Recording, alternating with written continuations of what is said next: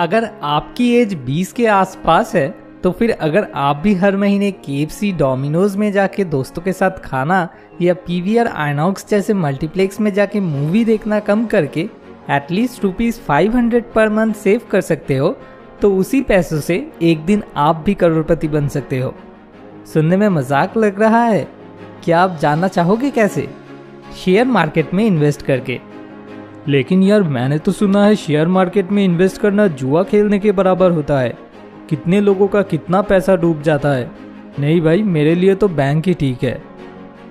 World के तीसरे सबसे अमीर इंसान वॉरेन बफेट, जिन्हें द विज़र्ड ऑफ इन्वेस्टमेंट के नाम से जाना जाता है, वो जिसे अपना गुरु मानते हैं वो है बेंजामिन ग्राहम।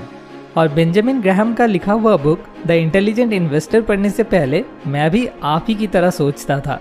और अगर आप इस चैनल के पुराने सब्सक्राइबर्स में से एक हो तो मुझे यकीन है आपको मुझ पे इतना तो भरोसा ज़रूर होगा कि मैं कभी भी आपको कोई जुआ खेलने का सलाह नहीं दूंगा। मैक्सिमम लोग शेयर मार्केट में इन्वेस्ट नहीं करना चाहते क्योंकि इसमें रिस्क होता है। कैसे उसी रिस्क को हम चाहे तो ऑलमोस्ट ज़ीरो कर सकते हैं, और शेयर मार्केट के बारे में ऑलमोस्ट ज़ीरो नॉलेज होने के बावजूद भी कैसे शेयर मार्केट में इन्वेस्ट करके करोड़पति बना जा सकता है, वही आज मैं आपके साथ इस वीडियो में प्रूफ के साथ शेयर करने वाला हूँ।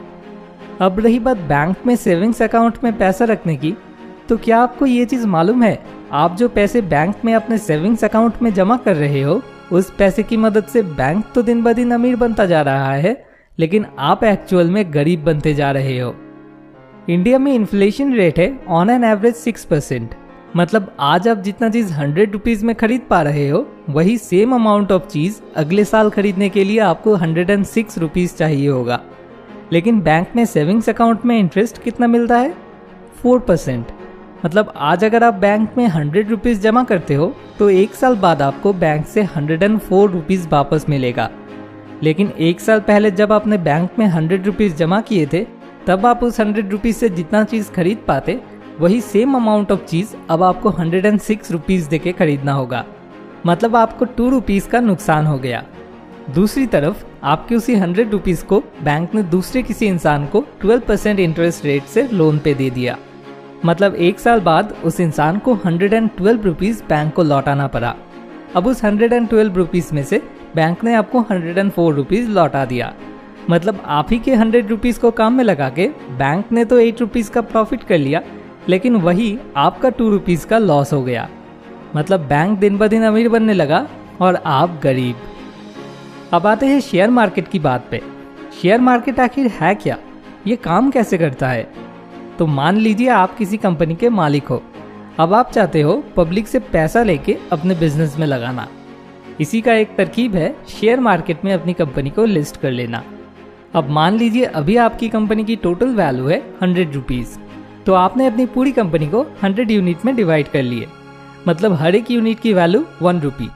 ऐसे 100 यूनिट में डिवाइड करके ₹1 पर यूनिट के हिसाब से आपने अपनी कंपनी को शेयर मार्केट में लिस्ट कर लिया। अब अगर कोई शेयर मार्केट में आके ₹10 देके आपकी कंपनी की 10 यूनिट्स खरीद लेते हैं, तो वो इंसान आपकी कंपनी के 10% शेयर के मालिक बन जाएंगे। मतलब फ्यूचर में अगर आपकी कंपनी की टोटल वैल्यू ₹100 से बढ़ के ₹1000 बन जाता है, तो वो तब उस ₹1000 के 10% मतलब ₹100 के मालिक बन जाएंगे। मतलब ₹10 देके उन्हें ₹100 रिटर्न में मिलेगा। मतलब उन्हें ₹90 का प्रॉफिट होगा। लेकिन अगर सपोज आपकी कंपनी लॉस में आने लगी और उसकी टोटल वैल्यू ₹100 से गिर के ₹10 तक आ गई, तो तब उन्हें उस ₹10 का 10% मतलब ₹1 रिटर्न मिलेगा। मतलब उन्हें ₹9 का लॉस हो जाएगा।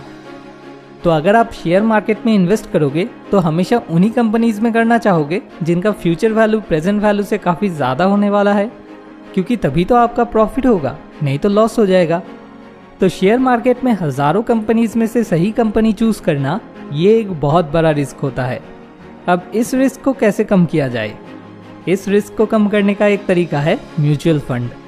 फ्यूचर में किस कंपनी की वैल्यू बढ़ने वाली है या किस कंपनी की वैल्यू गिरने वाली है, ये हम जैसे नॉर्मल इंसान से अच्छा कोई एक इकोनॉमिस्ट या फिर कोई एक शेयर मार्केट के एक्सपर्ट ज़्यादा अच्छे से बता पाएंगे। अब मान लीजिए हम जैसे 1000 लोगों ने मिलकर पैसे देके एक फंड चालू किया, इसी को कहते हैं म्यूचुअल फंड।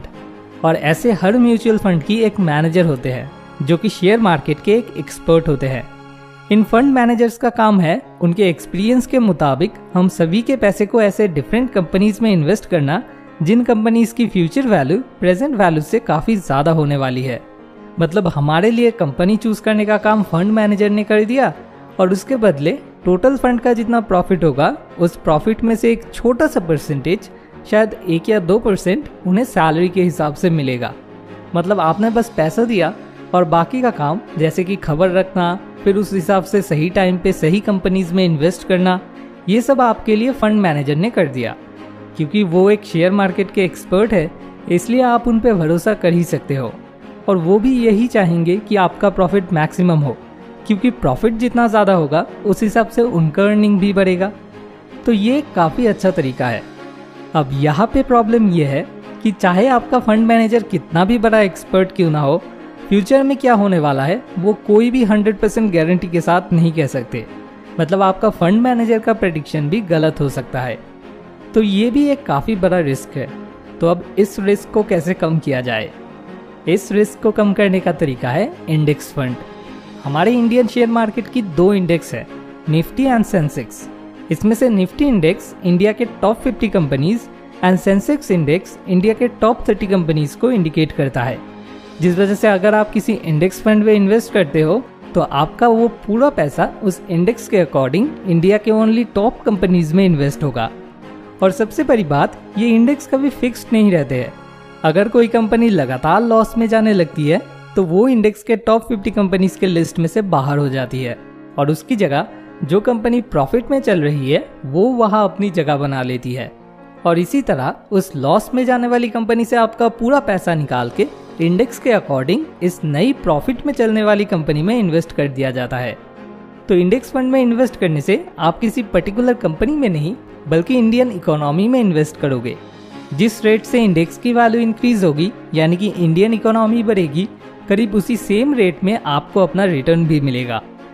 1979 में जब सेंसेक्स चालू हुआ था तब अगर कोई बस 100 रुपीज सेंसेक्स के किसी इंडेक्स फंड में इन्वेस्ट करके छोड़ देते तो उसी 100 रुपीज के बदले में उन्हें आज 39,000 रुपीज मिलता। मतलब 40 इयर्स में उनका पैसा 390 टाइम्स बढ़ जाता। इसे ही अगर परसेंटेज में कन्वर्ट किया जाए तो शुरू से लेके आज तक सेंसेक्स का एवरेज रिटर्न रहा है 17% CAGR। और क्योंकि ये रेट काफ़ी हद तक हमारे इंडियन इकोनॉमी के ऊपर डिपेंड कर रहा है, इसलिए लॉन्ग रन में इस रेट का बहुत ज़्यादा इधर उधर होना पॉसिबल नहीं है। फिर भी अगर मैं मान लूँ कि अगले 40 इयर्स में ये रेट 2% घट के 15% होने वाला है, तब भी आज अगर आपकी एज 20 है और आज से ही अगर आप हर महीने इंडेक्स फंड में सिर्फ 500 रुपीज़ पर मंथ करके इन्वेस्ट करने लग जाते हो तो आज से 40 साल बाद 15% CAGR के रेट से आपको टोटल 1.5 करोड़ रुपीस रिटर्न मिलेगा। इसके लिए ना तो ज़रूरत है शेयर मार्केट के बारे में जानने की, ना तो ज़रूरत है कोई रिसर्च करने की, और ना ही ज़रूरत है बढ़िया म्यूचुअल फंड कौन सा है वो ढूंढ निकालने की। ऊपर से रिस्क भी ऑलमोस्ट ज़ीरो है क्योंकि ये देश की GDP के ऊपर डिपेंड कर रहा है। कुछ भी हो जाए, देश की GDP कभी भी ज़ीरो होना पॉसिबल नहीं है, या अचानक बहुत ज़्यादा घटने या बढ़ने का भी कोई चांस नहीं है। बस आप अगर अपना मंथली एक्सपेंस थोड़ा कम करके हर महीने सिर्फ 500 रुपीज़ किसी इंडेक्स फंड में भी इन्वेस्ट कर सकते हो, उतना ही काफ़ी है। और ये तरीका मैंने आविष्कार नहीं किया है।